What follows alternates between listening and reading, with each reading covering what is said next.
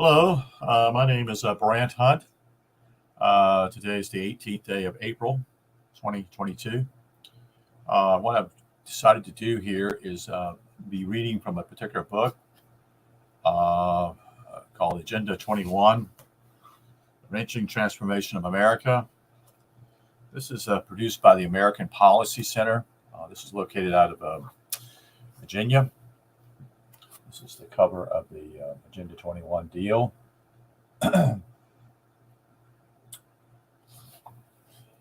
So the person who actually is involved with this is Tom Deluise, spelled Deweese. This was a book that was published in 2016. This is basically what I'm trying to share with you. This is from a book. It's for basically people who really don't know what really is going on. It's a strategic plan that is not out in the open. It's stealth. It's done in stealth mode. This is the only way these people can actually operate. They can't actually come out and actually share or show what they're really doing because they don't work that way. This is a war against. This is not a war like we would say militarily. I think Morals and Dogma by Albert Pike said there would be 3 world wars. And the first 2 were basically upon what we call military action with armies and people getting killed. Well, I understand the last particular war, which is what we're in now, which we're in what we call, everybody keeps saying the information age. Well, actually, it's a disinformation age. At one time, the internet was easy to get to, find books, whatever, read things. It's becoming, as now in 2022, that has changed dramatically. Certain sites are no longer, they're gone, especially if they're not, quote unquote, what's the word I'm trying to think of? It's a word simply is being politically correct. So I'm going to read the introduction here for those who basically, most people don't really know all what's going on. They know bits and pieces of it, but they don't know the whole agenda. And is this their game plan? Maybe, maybe not. They've got, what's going on is there's so many fronts they're attacking mankind. They are attacking in all directions with people who they see as a threat. Quite a few people are completely unaware of what's going on, and that depends on what's going to happen here. Mankind's in big trouble here, folks. This is serious business. This is a spiritual issues that are going on, and mainly they want you to be in fear. So this is not a fear porn video. This is not what I'm interested in being. Mine simply is making you aware of what they are. I will say some things that they use. There's certain things they've changed the jargon. A lot of this stuff started in the 1990s.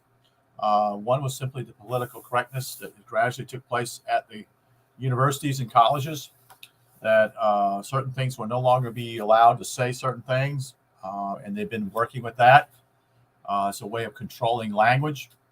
It's a way of actually disregarding your way of speaking as being inferior. And it's attack upon the spirit and soul of each person. Because in reality, you simply should be able to say it how we want to say it. It's not based upon trying to, they're using certain groups a way to fight against each other. So they're dividing one another, which has always been a game plan for them. And then they use certain words like sustainability, where biodiversity, all these new words that suddenly came out of nowhere, basically came out of the conference that took place in Rio, Brazil, I think in 1992. So I'm just going to read this particular chapter here. Not the chapter, but the introduction, which is a couple pages long. And if I continue on, I will deal with what they call their agenda, their plan, so to speak, which is most of it is not true. Okay, it's a front. It's a way of seducing people. So the battle to stop Agenda 21 and sustainable development is raging across the nation. Local residents and patriot organizations have taken up the battle cry to expose and to defeat the most insidious assault on American freedom ever devised. More than 2 decades, Agenda 21 has been sneaking into local, state, and federal policy driven by this same non-government officials, and that's what an NGO. Europe actually is in worse shape, I think, than we are. They've had many NGOs involved for probably 25 years, if not longer, probably more than that. For more than 2 decades, Agenda 21 has been sneaking into local, state. I just said that, so let me get on to the right place here. They're armed with grant programs that help create, along with prepackaged programs containing all the details for their local plans. These private organizations operate in secret, and they do enormously in secret, working with elected officials behind closed doors, using a lie specifically designed to hide their true intent from the public. Yes, I've been to a couple of them, actually. This is probably in the year 2000 here where I live at in South Carolina. It's they never followed up on their pledge. This is just the way they work. It's a way of what we call a facilitator. They're not really interested in dialoguing with you and arguing with their proposals because they already have their agenda. And so their agenda is to do what they're going to do. And basically, they're going to, if you tend to not agree with them, they're going to actually marginalize you out of the way. Okay, that's the whole plan. They don't want opposers there. They want people to be congenial. They want to facilitate what I would call to those who basically may be open-minded somewhat to what their whole proposals are. Most people think this is good, and that's what they do. They can't be real. See, they can't come out and be who they really are. And reality simply is that's it's a sneak attack, but it's not a military act. The way of doing it, it's actually to do with your mind. It's to destroy you. It's to destroy you psychologically, which is why I've been reading some of the things from Michael A. Hoffman II, because simply is that it's everything around is a psychological warfare. Everything. It's attack everywhere. The family. If you're certain races, you're attacked. All these things you're being attacked upon. You're being attacked as a child in many ways. You're no longer the system has been this way. The programming. Most teachers are unaware of it, or if they are, they really don't have a heartfelt desire to help their students. They're just following an agenda. It's kind of like Antonio Gramsci said. His perspective was to destroy everything that actually keeps society and culture together. You see, it's a way of a stealth move, like I said earlier, but it's also Frankfurt School was the initial deal, and then Tavistock was another deal. It's a way of actually a gradualism, continue to beat, as they would say, or hammer at the foundation of what this country's about. But it's not just here in America; it's everywhere. You see, the war is upon mankind, all of us. It doesn't matter what race, money situation, whatever. They're determined to destroy us because they hate mankind. They hate themselves also. That's the reason why they can't seem to see what they're doing. They're actually going to destroy themselves also if they succeed. You see. So, however, Americans are starting to figure it out and take action. As a result, despite the fact that Agenda 21 looked like a done deal, citizens are rising up and basically are saying, no, we're not going to be a part of this, exposed to policies, and in many cases succeed in stopping them.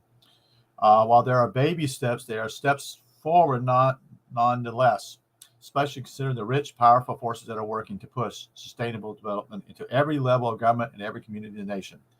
I beg to say simply, most elected officials have no idea in some ways, or if they've been they've been fooled in a way that, what's the word?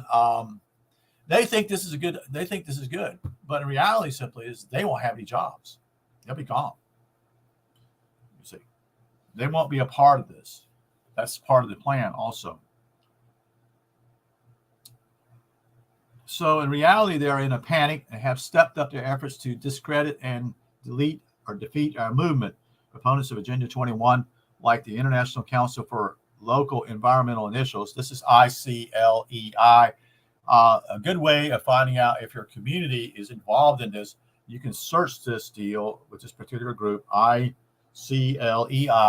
and see if your town has already given support for this. And the American Planning Association, APA, have organized boot camps to train their planners and allies in the local government on how to counter our efforts. They have changed their planning language after we told citizens which words and labels to be aware of. They also have changed the names of programs as we exposed them, and they have changed their tactics for invitation. Now, I'm going to say something, folks. This is enormously in a stealth. It's a game plan, and it's a wearing down of people psychologically, and people becoming what we would call feeling hopeless. And this is to give you an idea. The idea simply is you need to be able to own your own land. You need to be away from what I would call cities. You need to be as much not sustainable, but being able to, having self-control of what you're doing. In other words, if you're planting a garden or whatever, you're doing this, such and such, type of thing. So anyway, kind of get off the point here. Therefore, if it's necessary to keep up with this changing battle, it's vital to change our own tactics and counter theirs. The purpose of this manual is to provide concerned Americans and advocates with the background, history, language, purpose, and inevitable disastrous results that the policy of sustainable development and Agenda 21 bring to our nation and our freedom.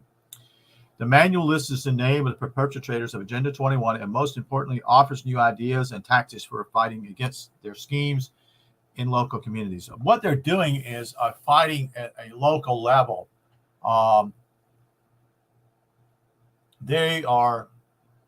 It's a completely opposite perspective. So they're fighting at a grassroots level, you see. So they can have individual cities, and mainly simply it's cities. So let me give you an example here in the state of South Carolina. There is an organization here called Councils of Government. This is the what I call counties in the state nearby here in Aiken and other counties are working together. Although Aiken is the main county, considerably, Aiken is what I would call economically more advanced or in better shape than the counties around it. So there are like 5 or 6 counties that are involved in this. And this is basically what we call Savannah River area, where I live, which is only about 20 miles from Augusta in Georgia. So the proposal is simply is that they come out similar to what I would call to the socialists back in England with the Fabian ideas, that they're here to try to help people. This is the whole idea of the well-meaning. So it's a put on, and it's a way, like we would say, the Trojan horse that is actually rolled out into the city of Troy. This is what they're doing. It's a kind of a game plan.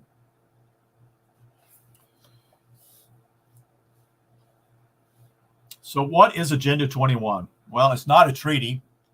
It's not law of the land. Agenda 21 is what he would call soft law policy designated to define, outline and purpose, guide, and direct policy on international, national, state, and local levels, while on its own, Agenda 21 does not have the rule of law or the power of enforcement, or in gaining that power through the efforts of non-government organizations that created it. Okay, so this is, again, this is all local at the international level. So when I was talking about Antonio Gramsci, the whole idea is simply what we call maybe a trench warfare. Okay, and it's just taking little areas, little spots, little by little. And so most people are not aware of this because it's simply little battles that take place and skirmishes, and then next thing you know, bang, one community is now supporting this particular deal, and bang. And if there's no opposition to it, they will continue to move on at a steadfast rate. But it's just a gradualism, okay? Why is Agenda 21 dangerous? That is, Agenda 21 is dangerous. It's not a conservative environmental policy. No, it's not. It's a comprehensive blueprint to literally reorganize human society. It is completely implemented. Agenda 21 policies designed to drastically change the very foundation of American culture, economy, and form of government. And this is in other countries too. It's not just America. It's other countries, you see. And what most people are not, they just don't understand. This is a global battle plan. So this is what's taking place.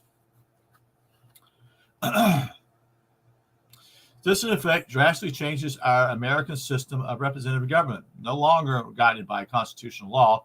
Well, we haven't been following constitutional law for a long, long time, folks, because actually our country is not actually a country; it's actually a corporation. Most people are unaware that when they established the United Nations here in 1946 or 47, first in San Francisco and then eventually to New York City. Are you aware that most of what United Nations was involved in was actually set up and written by communist leaders? Okay.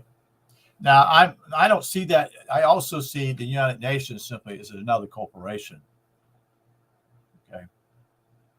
So the big red flag here for me was when the United States, before World War II, they had to get the approval in order to fight a war since the Japanese attacked Pearl Harbor. After that, there's a completely different perspective, and I've known it for quite a while. The attitude with the approach was the Korean War was suddenly it wasn't the United States, although they were the leader in the whole thing, they directed it, but we had to get approval from the United Nations. And that's the red flag. Suddenly, the House members and Congress and all those are not even a part of the picture anymore. You see? So at that point, it should say to you simply, the United States is no longer, it's gave up its sovereignty, if we would say that, and given it to the United Nations.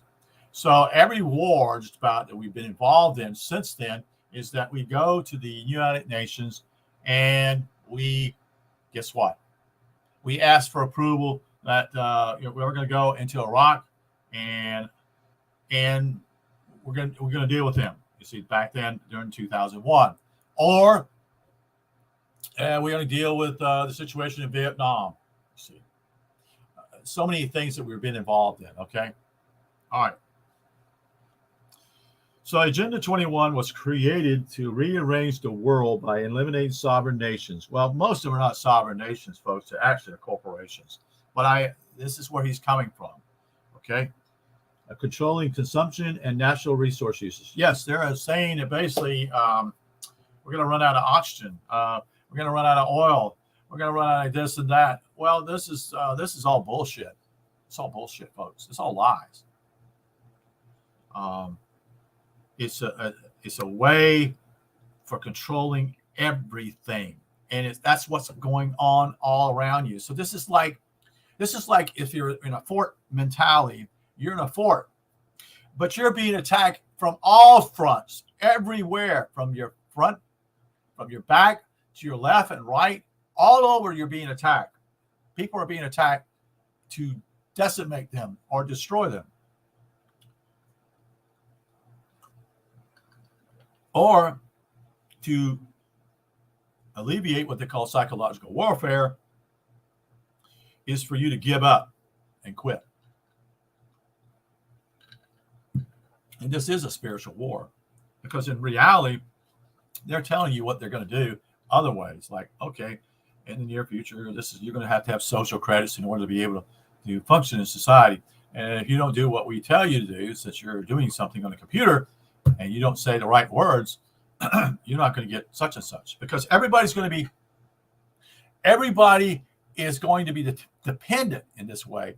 You see, in reality, simply is that if you're no longer going to have jobs. There are going to be only a few people who have jobs, and you're seeing that right now. The whole mechanism here was what happened in 2020.